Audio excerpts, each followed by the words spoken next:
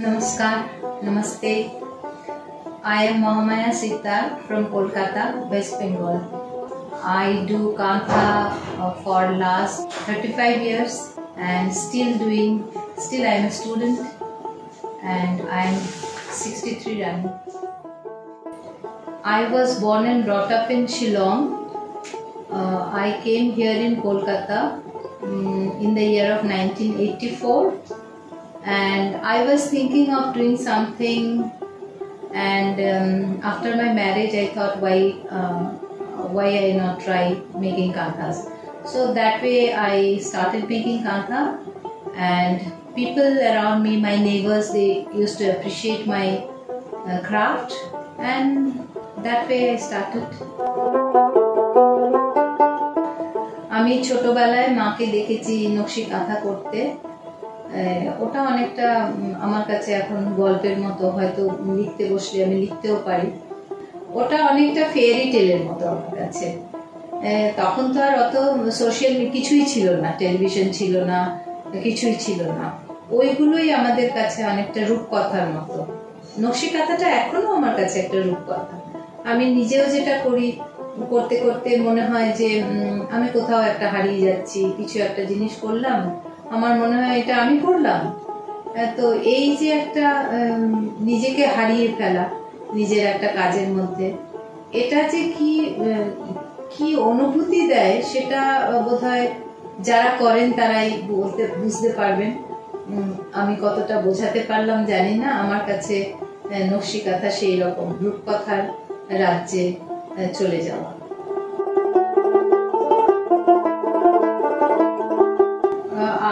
আমার বিয়ে হয়েছিল 1984-এ। শিলং ছেড়ে কলকাতায় এলাম একটা রাজ্য থেকে আরেকটা রাজ্যে।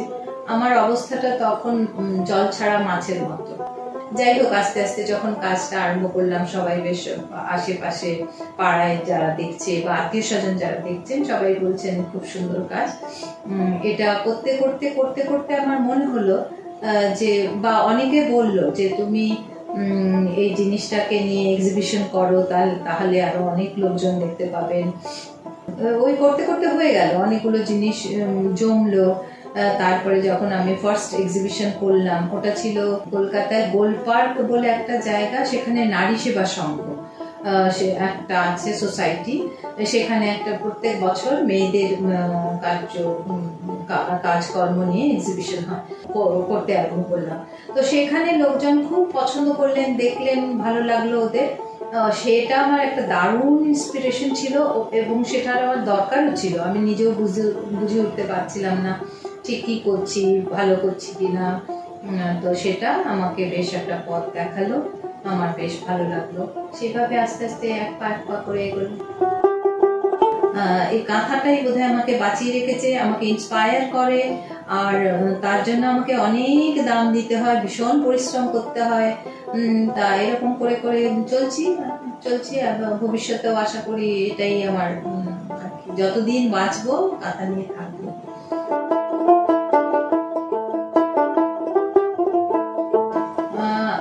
সবাই তো বলছে তুমি একজন আর্টিস্ট। তা আমি আর্টিস্ট কিনা সেটা আমি জানি না, আমার কোনো ধারণা নেই। আমি ওই সকালে যেরকম সব হোম মেকাররা করেন, সকালে উঠে সংসারের কাজকর্ম করেন, আমিও ঠিক তাই করি। তারপরে যখন সময় পাই তখন সুতো নিয়ে বসি। তা আমি আর্টিস্ট নয়, এখনো আর্টিস্ট হতে পারিনি। আমি এখনো স্টুডেন্ট, এখনো শিখতে চাই, অনেক কিছু শেখার। জীবনটা ছোট্ট, ফুরিয়ে যায়, এখন তো ফুরিয়ে যাচ্ছে, মনে হয় কিছু বললো না, ফুরিয়ে যাচ্ছে। কিন্তু আমাকে ইন্সপায়ার করে যখন আমি করি কাজটা, এবং আমার অনেকগুলো স্টুডেন্টস, মোর দেন মেবি 500 মেয়েদেরকে আমি শিখিয়েছি। এটা আমার সবচেয়ে বড় পাওনা।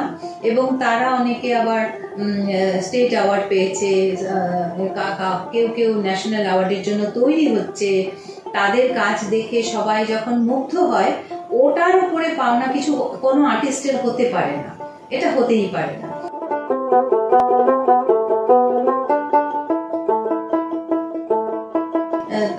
নিজেকে মনে মনে বোঝাই যে হয়তো উনি ফোনটা ধরে বলবেন, আপনি কে, আমাকে বিরক্ত করছেন কেন, এইটা বলবেন, এর বেশি তো কিছু বলবেন না। তো আমি ওই রকম করে একদিন ফোন করেছি Ramananda Bandyopadhyay, very renowned artist, painter and artist in Bengal. উনি কাজ করছেন, অপূর্ব অসাধারণ কাজ করেন রামানন্দ বন্দ্যোপাধ্যায়। তো আমি একদিন ফোন করেছি ওনাকে, ফোন করে বললাম আমার নাম মহামায়া, আমি নকশি কাঁথা নিয়ে কাজ করি, আপনার সঙ্গে আমি দেখা করব। উনি বললেন হ্যাঁ হ্যাঁ হ্যাঁ আপনি আসুন। আমি তো পারলে তক্ষুনি ফোনটা রেখে তক্ষুনি এক দৌড় মারি। তো যাই হোক, উনি আমাকে সময় দিলেন, আমি পরের দিন আমার কিছু কাজ নিয়ে ওনার বাড়িতে গেলাম। তো সেই কথাটা আমার খুব লেগেছিল যে হ্যাঁ, তাহলে আমি যা খুশি তাই আমার ক্রাফট নিয়ে করতে পারি, আমাকে কেউ বেঁধে দেয়নি, আমি যা ইচ্ছে তাই করতে পারি। ওই দিন থেকে আমি আমার যা ইচ্ছে তাই করি। তারপরে আমি বাড়িতে এলাম, এসে কাঁথা নিয়ে অনেকগুলো সুতো, রঙিন সুতো পড়েছিল, তা সেগুলো নিয়ে বসলাম। বসে আমি প্রথম বোধহয়, আমি অন্তত এখনো দেখিনি কাউকে, যে অ্যাবস্ট্রাক্ট ফর্ম অফ কাঁথা আমি করতে আরম্ভ করলাম। তা সেটা দেখেও সবাই খুব প্রশংসা করছে, আমি ওটা নিয়ে কাজ করছি, বেশ কিছুদিন ধরে করছি।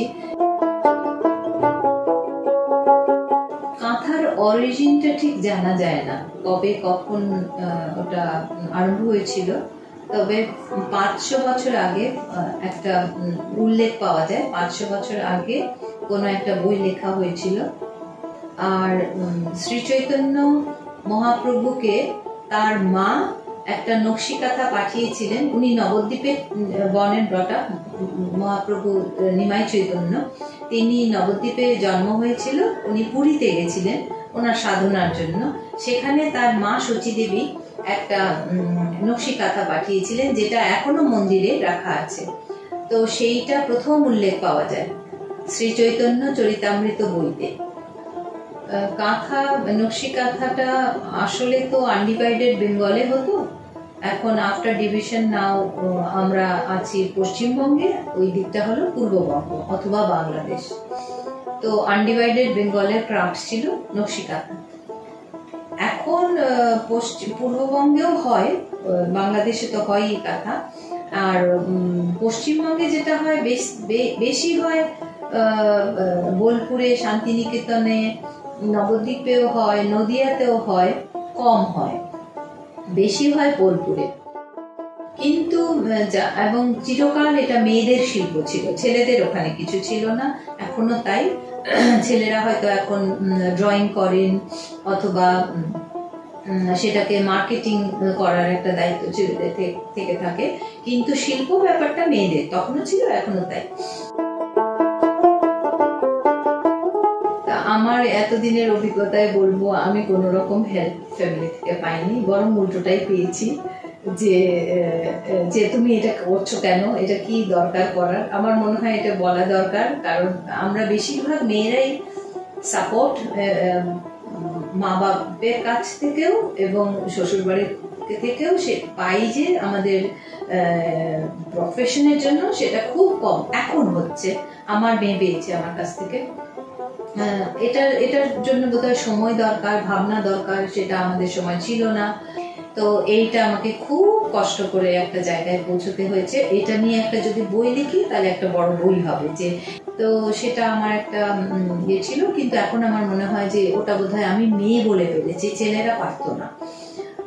Then 2011 I got National Award for Ramayana piece. I made a big piece of the whole story of Ramayana on the piece, and I received a National Award. And now let me tell about my artisans who are with me for last 15-25 years. Kintu সবচেয়ে inspiring is that the lady who learned from me, her daughter is willing to learn now. So I want to catch them young. So I'm teaching them now, and she is also teaching her daughter. So that way যদি এখন এই generation শেখে তাহলে এটা survive করবে, এবং করবেই, না করার কোনো কারণ নেই, হয়তো in a different way, in different form, and it should be. কিন্তু যেটা আমাদের বেস সেটা তো ভোলা উচিত নয়। সেই বেস করেই তো একটা বড় বট গাছ তৈরি হয়। তো সেটাকে বেস করে নতুন রকম কিছু করতে পারাই তো ক্রাফট, ওটাই তো শিল্প। তো সেটা করছে, আমি নিজের হাতে শিখিয়েছি হয়তো 200-300 জন মেয়েদেরকে। তাদের সবাই, অনেকে করছে অনেকে করে না, কিন্তু আমার ভালো লাগে যখন ওরা শিখে করে এবং রোজগার করে। That is important, you know. আচ্ছা, আমার একটি মেয়ে এবং একটি ছেলে। আমার মেয়েটি 4 বছর 5 বছর, আর ছেলের মেয়েটি 3 বছর। আমি যখন সেলাই করি সুতো নিয়ে, সে আমাকে বলে, she calls me Budu, and she will snatch my needle and thread. She will snatch and she will say, I want to do. So this is the beauty of it. I think one day they will come. If they keep the tradition alive, then that is nothing like that. But they enjoy very much. They really, really appreciate my work in their way. And they are very happy, and I'm also very happy that they are trying to do something. You know, each and every piece is like my children. So about abstract artwork, I can say that it was never been taught. I have never seen anyone doing in Kantha. তারপরে এটা রেখে দিয়েছি, বুঝে উঠতে পারছি না কি করব। তখন খবরের কাগজে পড়লাম অস্ট্রেলিয়াতে দাবানল লেগেছে। দাবানল বইছে ওদের ফরেস্টের ওপর দিয়ে। দাবানল অর্থাৎ সমস্ত গাছপালা পুড়ে খাক হয়ে যাওয়া। শুধু তো গাছপালা পুড়ে খাক হলো না, একটা অ্যানিম্যাল যারা ওখানে ছিল, যারা প্রাণী সম্পদ ছিল, ওরাও পুড়ে ছারখার হয়ে গেল, ওদের বাসস্থান শেষ হয়ে গেল।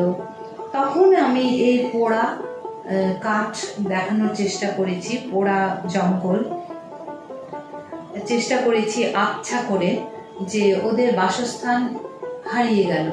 আর হরিণটা থমকে দাঁড়িয়ে আছে, ও ভাবছে ও কোথায় যাবে, কার কাছে চাইবে হেল্প, কার কাছে চাইবে আমাকে বাঁচাও। ওদেরকে তো বাঁচানোর কেউ নেই, ওদের বাসস্থান শেষ হয়ে গেল, পুড়ে গেল।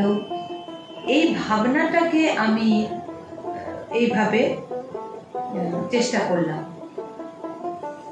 তো আমার কাজটা হলো এইরকম, যে যখন আমি হরিণটা করেছি, করে মনে হচ্ছে আই এম ইনকমপ্লিট, আমার মনে হচ্ছে আমি কমপ্লিট না।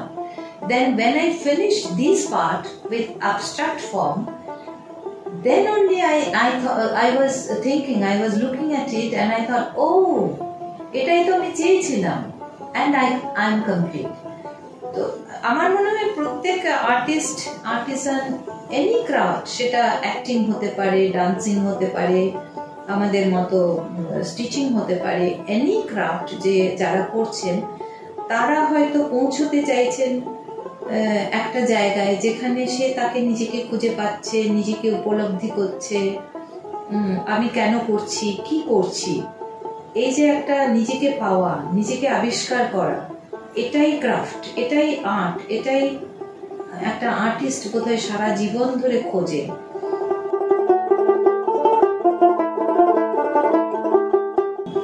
আমি এতক্ষণ যা বললাম, যেরকম বললাম, এবার আপনারা মিমি রাখি ওয়েবসাইটে যাবেন, গিয়ে দেখবেন কাজগুলো। ওনারা অনেকগুলো ছবি নিয়ে গেছেন, কিছু জানতে চাইলে ওদের কাছে জানতে চাইবেন, শিখতে চাইলে শিখতে পারবেন। আর আপনারা সবাই ভালো থাকুন। পরে যেটা আমরা করব সেটা আমাদের কাজ নিয়ে কথা বলবো, আর আরো অনেক কিছু দেখতে পাবেন। দেখতে থাকুন। নমস্কার।